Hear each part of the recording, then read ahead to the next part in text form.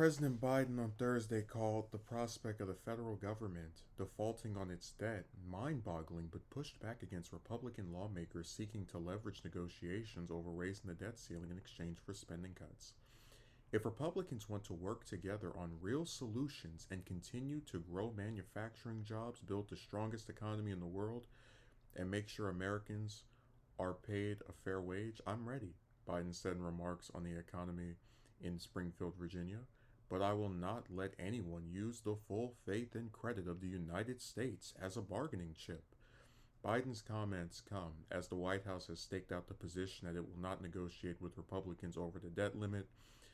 Administration officials believe the debt ceiling should be raised as part of a clean vote without other conditions attached. Some Republicans have argued the government should agree to cuts or reforms to major programs in order to limit future spending as part of any agreement to raise the debt ceiling. Even some moderate Republicans have suggested Biden will have to come to the negotiating table to hammer out an agreement. The very notion that we would default on the safest, most respected debt in the world is mind boggling, Biden said. I'm not going to get into the reckless threats that take the economy hostage in order to force an agenda that's going to only limit American workers and weaken us internationally. I won't let that happen. Biden placed much of the blame for the state of the debt on his predecessor, noting that roughly 25% of the current national debt total was accumulated during the Trump administration. The Biden administration has argued its spending bills are paid for and will ultimately cut the debt by nearly $2 trillion. But that amount is a drop in the bucket compared to the total debt, which is nearly $31 trillion. Congress must act to raise the debt limit in the coming months, or the U.S. will default. The debt limit allows the government to pay money it has already approved, not cover new spending. White House officials and economists have warned that failing to raise the debt limit could result in economic catastrophe, including job losses, a stock market decline, and the loss of government services for veterans, seniors, and other Americans. Biden's remarks on Thursday came as part of a broader speech on the economy, where he touted the accomplishments of his first 2 years in office while ambassading House Republicans for some of the proposals they've put forward since regaining the majority this month. He mocked the GOP for a bill proposal that would establish a 30% national sales tax, noting that Speaker Kevin McCarthy has said he opposes the idea.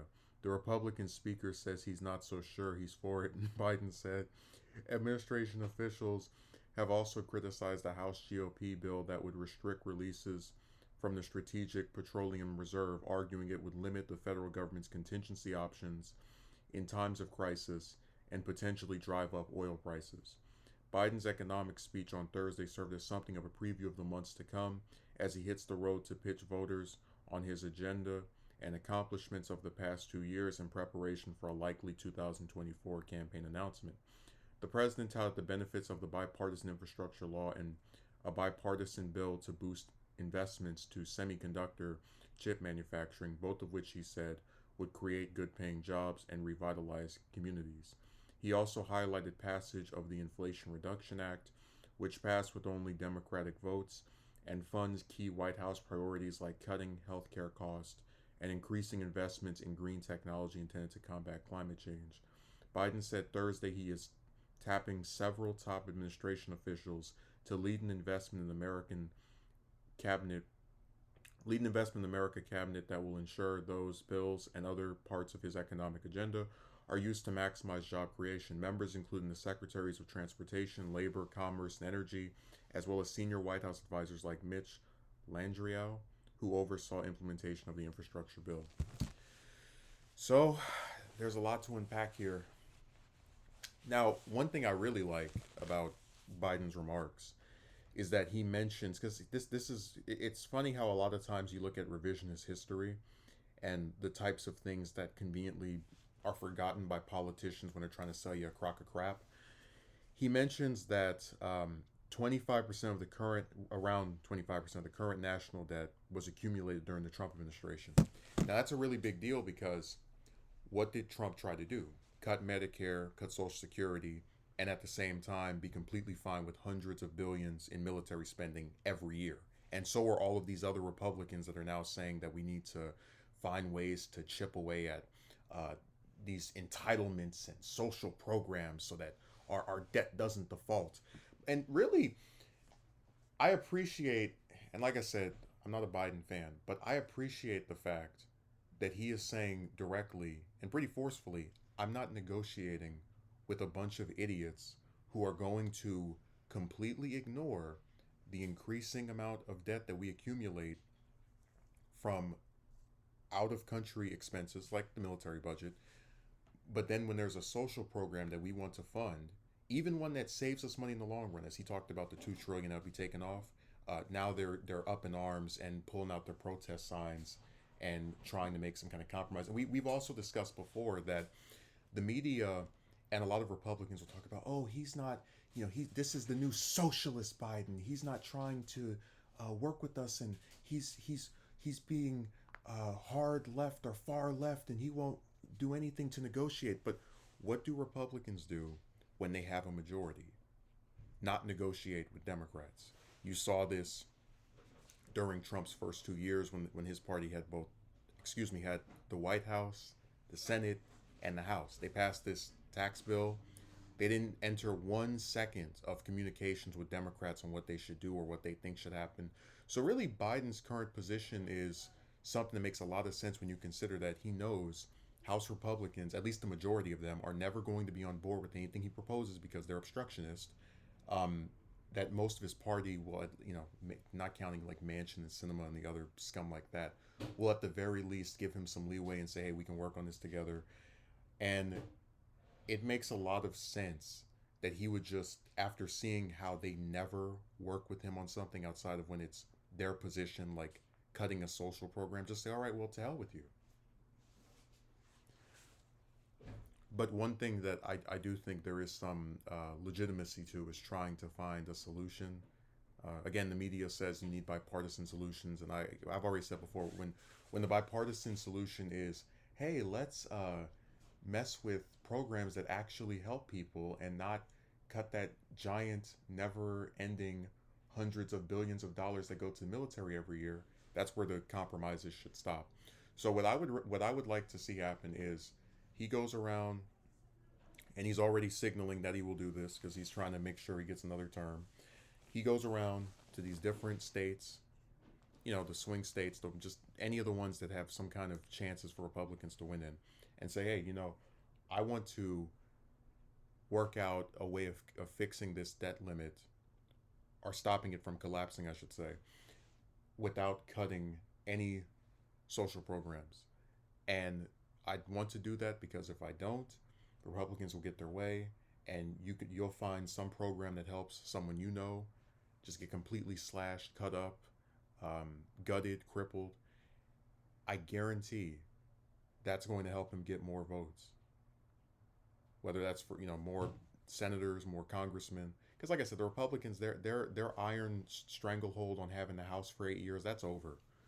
They just barely won a majority this last time, and that's only because they had historical trends on their side. But they did very poorly compared to what their predictions were, and now they're paying for it. Um, so I approve his stance. If you want to fearmonger about the oh no, if they don't pass the debt limit, uh, something awful will happen and all these jobs will be like, we'll say that to the Republicans. Tell them, stop being obstructionist. I really think that he should just hold their feet to the fire and say they're trying to use economic collapse as a bargaining chip to mess with programs that help people, while completely ignoring the hundreds of billions that we spend every single year on the 5 wars that we're currently in. So I have to give Biden credit. He's showing some backbone. And look, compromise is something that sounds cute on paper, but what do we know about McConnell? What did he say in 2010? He wanted to make Obama a one-term president. The Republicans are trying to do the same thing with Biden, because if he goes along with what they want and these programs get cut, he's going to have progressives pissed at him, Democrats pissed at him. Republicans are still not going to like him anyway. So you really have no way of ever. That's why I said, like, why work with people who want to see you fail, who there's no possible way you can get pretty much anything done with them on. And that's why I said you can go and look at the last 2 years of his tenure before we even got to this current debt saga. It was the same thing back then. He has these socialist build back better needs to be stopped at every single turn for the last what over 2 years.